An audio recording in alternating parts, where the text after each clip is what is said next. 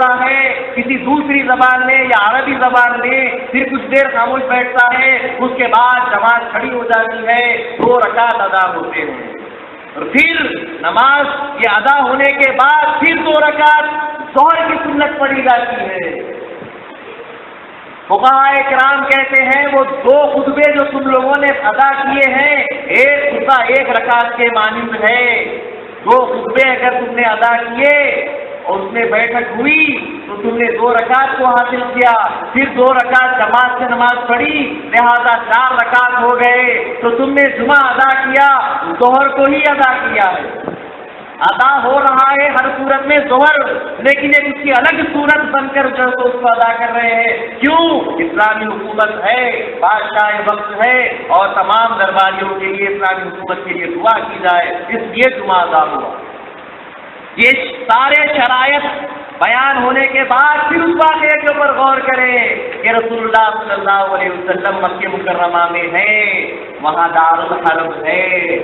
کافروں کی حکومت ہے، مسلمانوں کی حکومت نہیں ہوئی۔ جب مدینے میں مسلمان زیادہ ہو گئے، اتنے زیادہ ہو گئے کہ ان کا زور ہونے لگا، تو اس وقت حضور نے اجازت دی کہ وہ مسلمانوں کی حکومت ہے وہاں جمعہ ادا کرو، میں ابھی کافروں کی حکومت میں ہوں، ابھی ادا نہیں کر سکتا، اور جب میں وہاں آ جاؤں گا میں بھی جمعہ ادا کروں گا۔ اس کے بعد جب رسول اللہ صلی اللہ علیہ وسلم ہجرت کر کر مدینہ منورہ تشریف لائے، وہاں اپنے جماعت کے ساتھ جمعہ ادا کیا۔ کیا بات ہے، سبحان اللہ، بہت اچھا ثبوت۔ حضور کے عمل کو دیکھیے، ہم جس کے نام کا کلمہ پڑھتے ہیں لا الہ الا اللہ محمد رسول اللہ، جس کے نام کا کلمہ پڑھتے ہیں، اگر اس کے پیچھے نہیں چلیں گے تو کہاں جائیں گے؟ یہ ساری باتیں ہو چکی، فقیر بیان کر چکا۔ اب آپ کے سارے دلوں کے اندر ایک سوال آ رہا ہوگا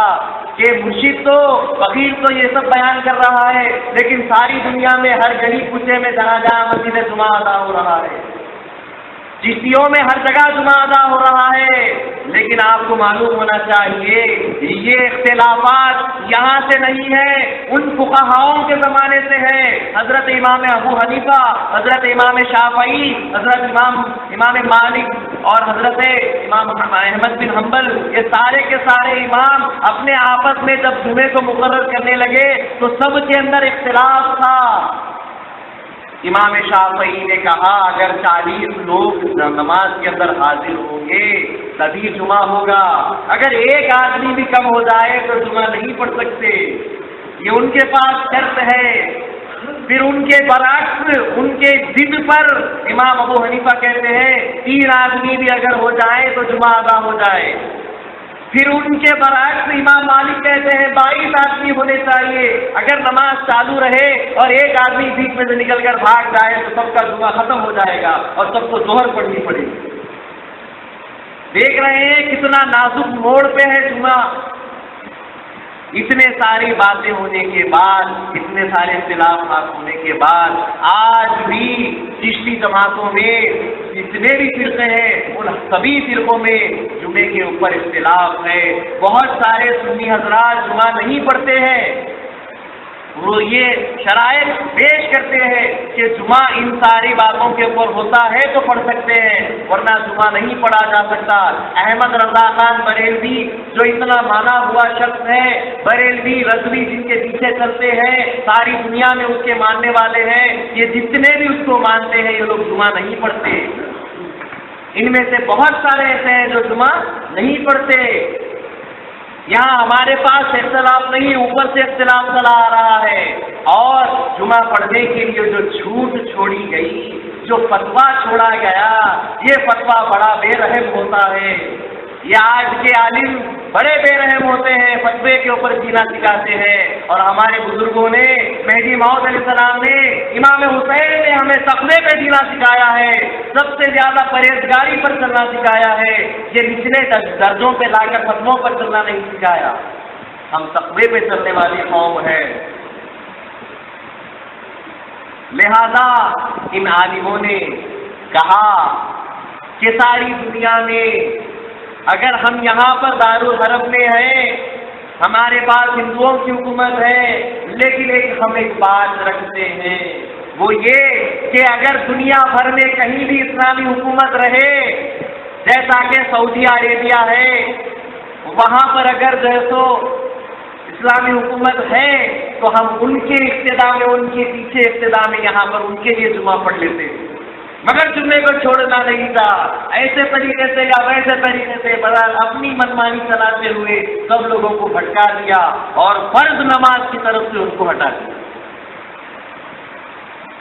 بڑے آسانی کے ساتھ کہہ دیا کہ وہاں اگر جمعہ ہو جاتا ہے، وہاں اگر اسلامی حکومت باقی ہے تو جمعہ ادا ہم یہاں کر سکتے ہیں۔ تب بھی ہمارے لیے یہاں ایک سوال رہتا ہے، بھلے ہی وہ مسلمانوں کا ملک ہے لیکن ہمارے لیے وہ مسلمان ہرگز نہیں۔ من انکر المہدی فقد کفر، جس نے مہدی موعود کا انکار کیا وہ کافر ہے۔ یہ تمام جتنے بھی ہیں منکران مہدی سب کے سب کافر ہیں، سب کے سب انکار کیے، اور جس نے مہدی کا انکار کیا اس نے رسول اللہ کی احادیث کو جھوٹا کہہ دیا، کیونکہ رسول اللہ صلی اللہ علیہ وسلم نے 300 سے زیادہ احادیث مہدی موعود کے تعلق سے فرمائے ہیں کہ مہدی ایسا ہوگا، میری صورت کی طرح اس کی صورت ہوگی، میرے ماں باپ کا نام جو ہوگا اس کے ماں باپ کا وہ نام ہوگا، میرے نقش قدم پر چلے گا، کبھی خطا نہیں کرے گا، وہ حسین کی اولاد سے ہوگا، بی بی فاطمہ کی اولاد سے ہوگا، وہ جب آئے گا تو خزانے لٹائے گا اور جو ہے سو سارے کے سارے لوگوں میں انصاف پھیلائے گا۔ اس طریقے سے کئی احادیث مہدی موعود علیہ السلام کے تعلق سے حضور نے فرمائی ہے، اور تم مہدی کا انکار کرتے ہو تو حضور کے اتنے حدیثوں کو جھوٹا کہتے ہو، اور حضور کی بات کو جھوٹا کہنا، حضور کو جھوٹا کہنا ہے نعوذ من ذالک، اور حضور کو جھوٹا کہنا ان کی نبوت کا انکار ہے، ان کی نبوت کا انکار خدا کا انکار ہے، اور اس لیے تم کافر ہو۔ اور جو عالم حضرات ہوتے ہیں ان چشتیوں میں جان بوجھتے ہوئے ایمان نہیں لاتے، جان بوجھ کر مہدی کا انکار کرتے ہیں۔ سارے دلائل ہیں، ہمارے بزرگان دین کے تمام مقبرے پورے ہندوستان بھر میں موجود ہیں، لیکن ان ساری چیزوں کو دیکھتے ہیں، تاریخ مہدویہ کو دیکھتے ہیں، سب دیکھتے ہیں، لیکن پھر انکار کرتے ہیں۔ تو ایسے لوگ کافر نہیں ہوتے، ایسے لوگ اکبر ہوتے ہیں، بہت زیادہ کفر کرنے والے، کیونکہ ان کے پیچھے ان کے پیرو ہوتے ہیں، ان کے پیچھے ان کی قوم ہوتی ہے، اور جب یہ لوگ بھٹکتے ہیں تو پوری قوم بھٹک جاتی ہے۔ رہبر اگر صحیح نہ ہو، مرشد اگر صحیح نہ ہو تو پھر اس کے پیچھے چلنے والے بھی صحیح نہیں رہتے۔ مرشد اگر بھٹکا ہوا ہو، مرشد اگر خراب ہو تو اس کے پیچھے چلنے والی ساری قوم خراب، مرشد اگر گڑھے میں گر جائے تو پھر اس کے ساتھ چلنے والے سب گرے۔ اسی لیے بندگی رضی اللہ تعالیٰ عنہ نے فرمایا کہ مرشد کو جانچ کر ڈھونڈ کر پکڑو، اس کی آزمائش لو، اس کو پرکھو کہ لائق ہے یا نہیں۔ جب کبھی آپ کے ماموں حضرت میاں ملک بخن رضی اللہ تعالیٰ عنہ آپ کو کسی مرشد کے پاس لے جاتے، وہ جب دنیا کی تعریف کہتا تو کہتے کہ یہ تو دنیا کا کتا ہے، اپنے آپ کو مرشد کہتا ہے، مجھے اس سے پاس مرید نہیں ہونا، اور وہاں سے چلے جاتے ہیں۔ بارہا کئی آپ کے پاس تو کئی مرشدین کے پاس آپ کو لے جایا گیا، لیکن اس کے اندر دین کی کوئی صفت جب آپ نے نہیں دیکھی تو وہاں سے نکل آئے۔ اور ایک مرتبہ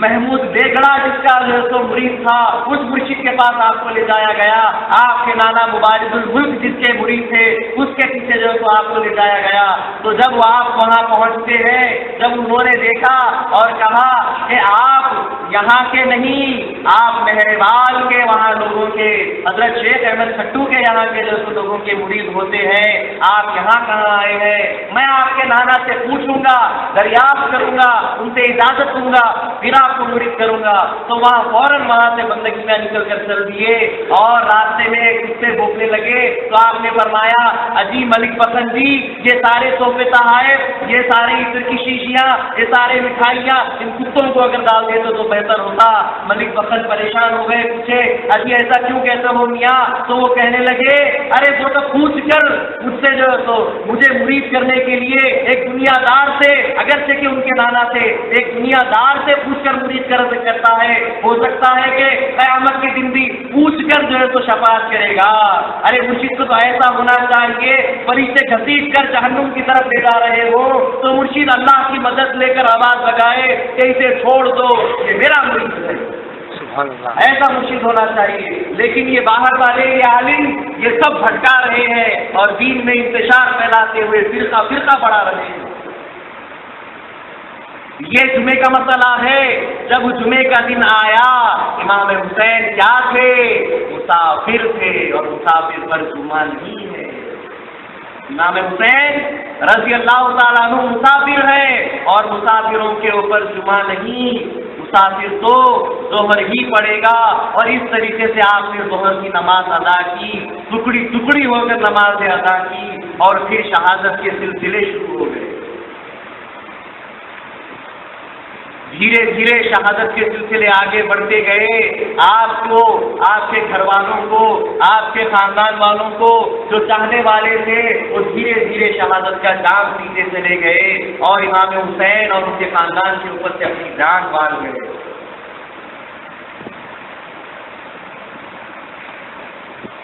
اس کے بعد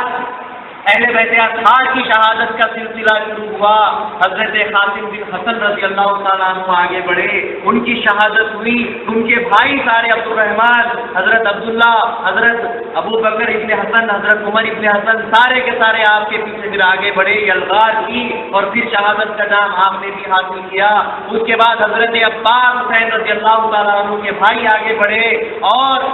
معصوم بچوں کی فکر تھی. ان معصوم بچوں کی خاطر پانی کے لیے گئے تھے، لیکن جو تو شہادت عمل میں آ گئی. شہادت کا جام نوش کر کے آئے، اور ان کو دیکھ کر ان کے بھائی آگے بڑھے.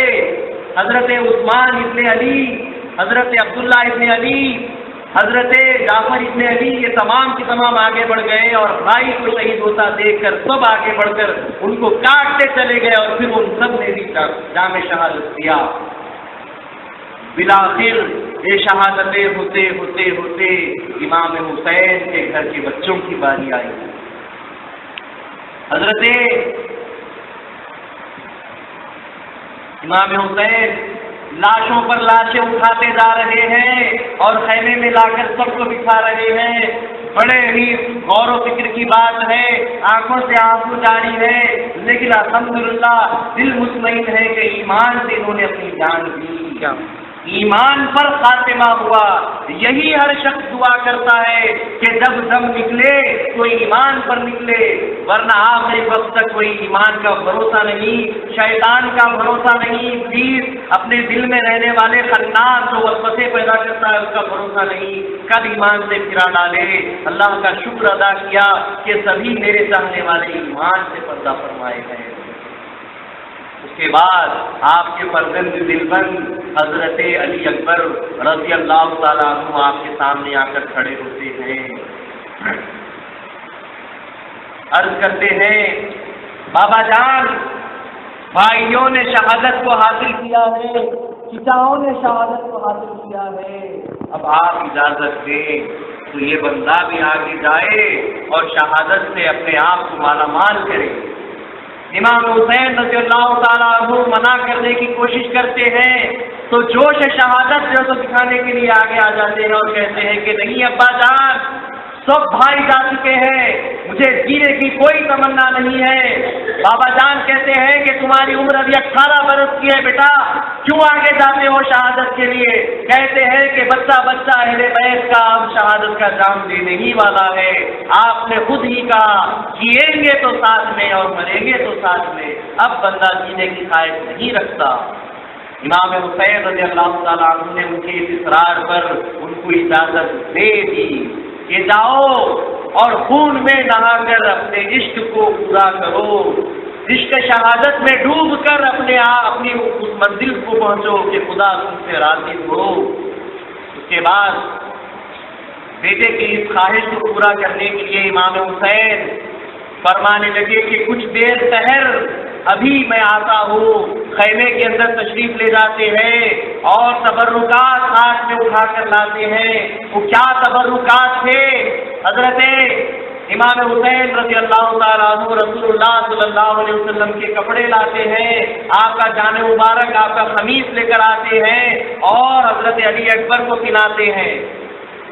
صرف اتنا ہی نہیں، یہ پلانے کے بعد حیدر کرار کا کمر بند لاتے ہیں اور کمر کو باندھتے ہیں اور اس کمر سے پھر تلوار ذوالفقار کو لگاتے ہیں اور پھر اپنی پگڑی اتار کر شہزادے کے سر پہ رکھتے ہیں، پیشانی کو چومتے ہیں اور پھر دیتے ہیں الوداع، جاؤ اللہ تمہارا نگہبان، اللہ تمہاری حفاظت کرنے والا ہے اور اللہ تعالیٰ تمہیں جام شہادت دلانے والا ہے۔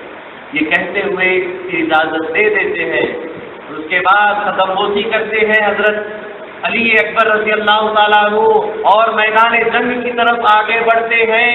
جب میدان جنگ میں گھوڑے پر سوار ہو کر لشکر جرار کے سامنے، یزیدیوں کے سامنے آ کر کھڑے ہوئے تو لوگ دیکھ کر دنگ ہو گئے کہ یہ تو رسول ہے، یہ تو رسول اللہ آ گئے ہیں، سب پریشان ہو گئے۔ تو ابن سعد نے پیچھے سے آواز لگائی، نہیں نہیں، یہ رسول اللہ نہیں ہے، یہ علی اکبر ہے۔ لوگوں نے پوچھا پھر لیکن ان کی صورت تو رسول اللہ جیسی لگتی ہے۔ تو پھر ابن سعد ہر چیز جانتا تھا، وہ مردود ہر چیز سے واقف تھا، اہل بیت اطہار کی ایک ایک خاص بات کو جانتا تھا، لیکن ملعون بے ایمان ہو گیا۔ وہ کہنے لگا کہ نہیں، یہ رسول اللہ نہیں ہے، یہ علی اکبر ہے۔ جب یہ پیدا ہوئے تو لوگ گاؤں سے دور دور کھیڑوں سے مدینے کو تشریف لا کر ان کو دیکھنے کے لیے آتے تھے، وہ اس لیے کہ ان کی صورت رسول اللہ کی صورت تھی۔ جن لوگوں نے حضور کو نہیں دیکھا وہ اس فرزند کو دیکھنے کے لیے آتے اور دیکھ کر اطمینان کرتے کہ ہم نے واقعی رسول اللہ کو گویا دیکھا ہے۔ ایسا ایمان تھا کہ رسول اللہ کے گھر کے بچوں کو بھی ایسا ایمان رکھتے تھے کہ جیسے کہ حضور کے ساتھ رکھنا چاہیے۔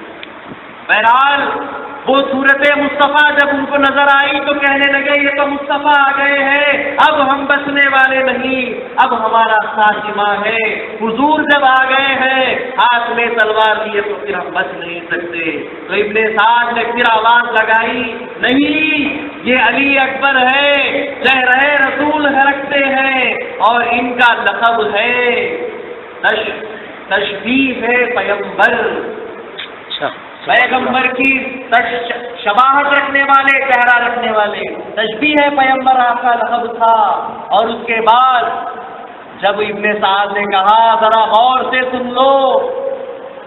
یہ چہرے میں رسول جیسے ہیں اور طاقت میں علی جیسے ہیں،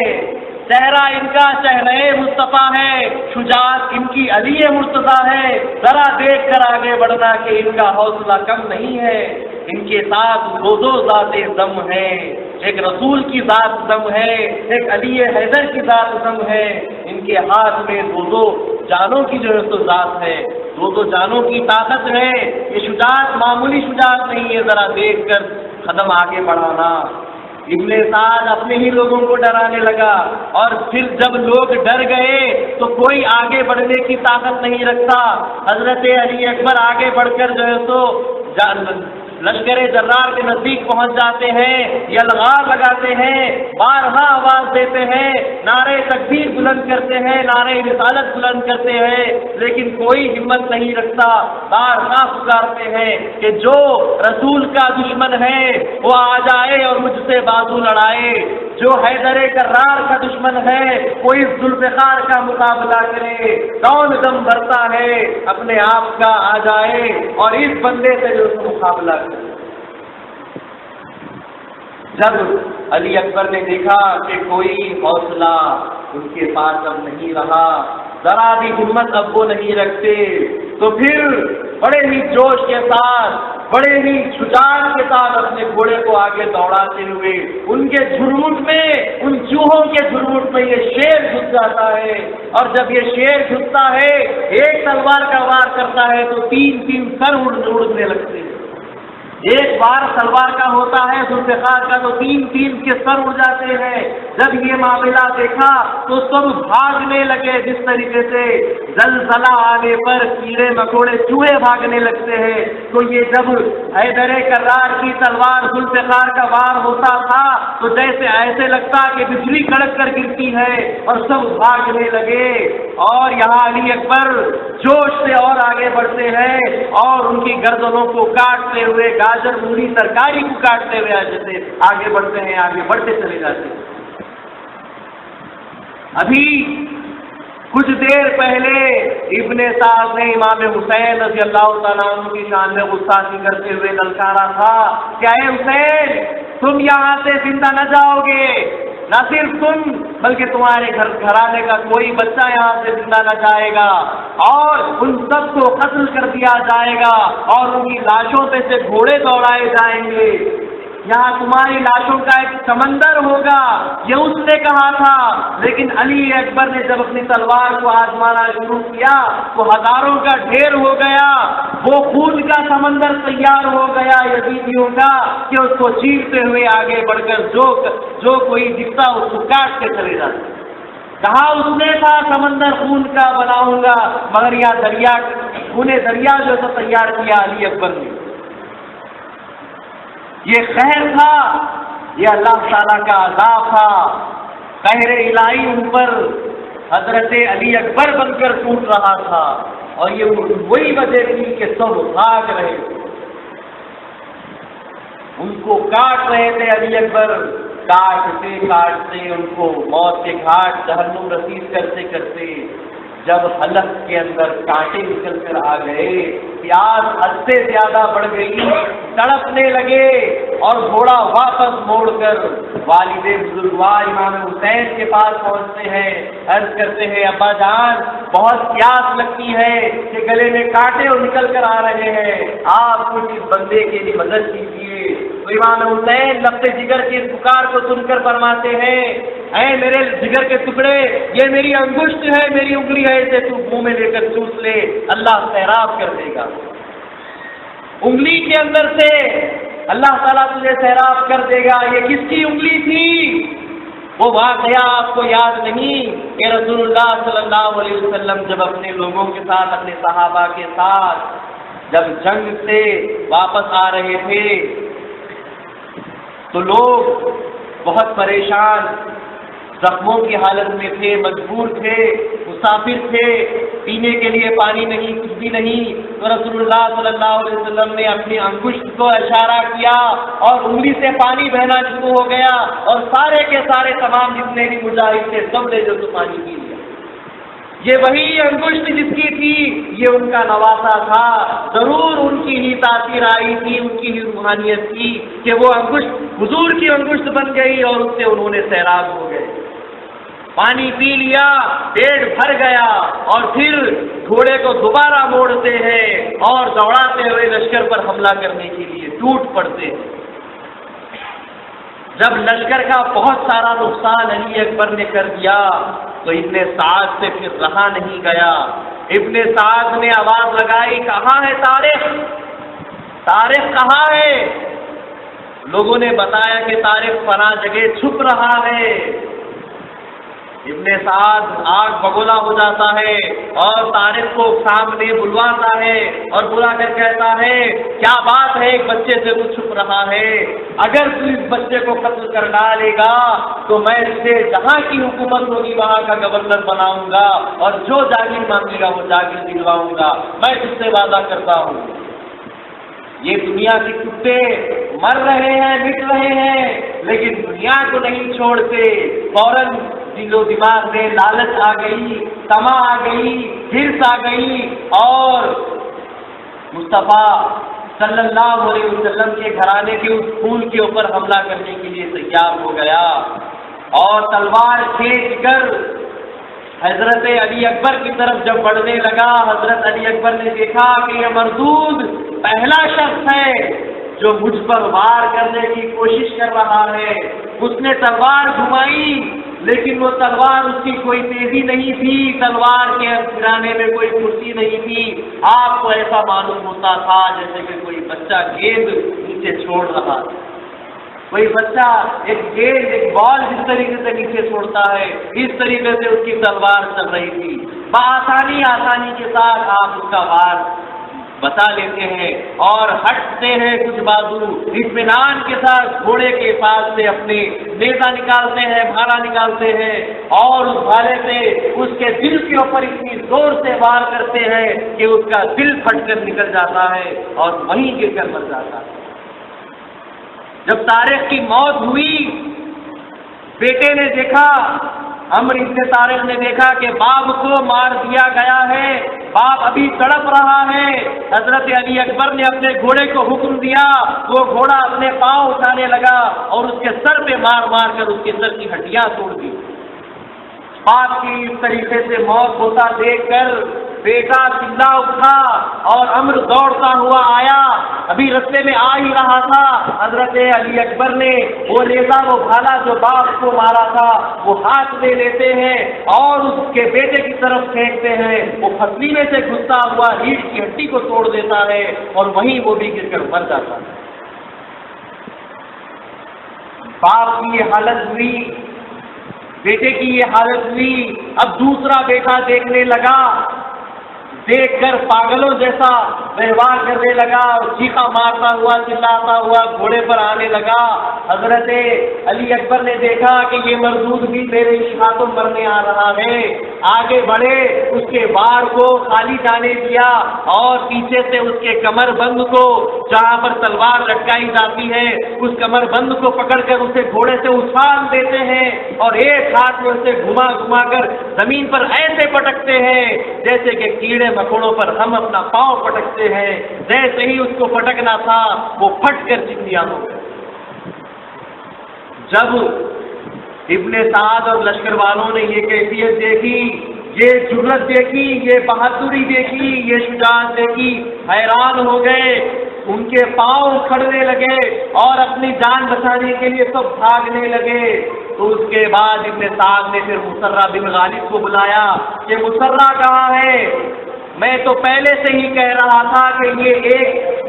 یہ ایک آدمی سے مرنے والا نہیں، ان کے لیے تو سینکڑوں ہزاروں ایک ساتھ ٹوٹ پڑنے چاہیے۔ مسرہ کو بلایا اور اسے حکم دیا کہ ابھی 1000 کا لشکر لے اور ان کے اوپر جان لیوا وار کر، تیروں سے ان پر وار کر، اور جب وہ تیروں سے نڈھال ہو جائے تو پھر ان کے نزدیک جا کر ان پر تلوار سے وار کر۔ اس طریقے سے ابن سعد کے حکم پر مسرہ بن غالب آگے بڑھا اور چنندہ سپاہیوں کو، بہادر سپاہیوں کو جمع کرنے لگا۔ 1000 سپاہی اس نے جمع کیے اور حضرت علی اکبر کو گھیر لیا۔ جیسے ہی ان کو گھیرنا تھا، ابن سعد کا حکم ہوا کہ اب تیر برسائے جائے، تو 1000 نے، ان 1000 نے، ان میں سے ہر ایک نے 10 تیر برسائے، تو گویا 10,000 تیر ایک ساتھ ان پر برسائے گئے اور جسم پورا نیچے سے اوپر تک تیروں سے چھلنی ہو گیا۔ لیکن وہ خون رسول جو ان کی رگوں میں دوڑ رہا تھا، اہل بیت اطہار کا خون جو ان کی رگوں میں تھا، وہ دم توڑنے نہیں دیتا۔ اتنے تیر کھانے کے باوجود گھوڑے پہ بیٹھے ہوتے ہیں، دیدوں سے اپنے اس طریقے سے دیکھتے ہیں کہ کسی کی ضرورت نہیں ہوتی آگے بڑھنے کی۔ اتنے تیر مارنے پر بھی وہ زمین پر نہیں اترتے، تو پھر بھالوں سے، نیزوں سے جو ہے تو ان کے اوپر زخم ڈالے جاتے ہیں اور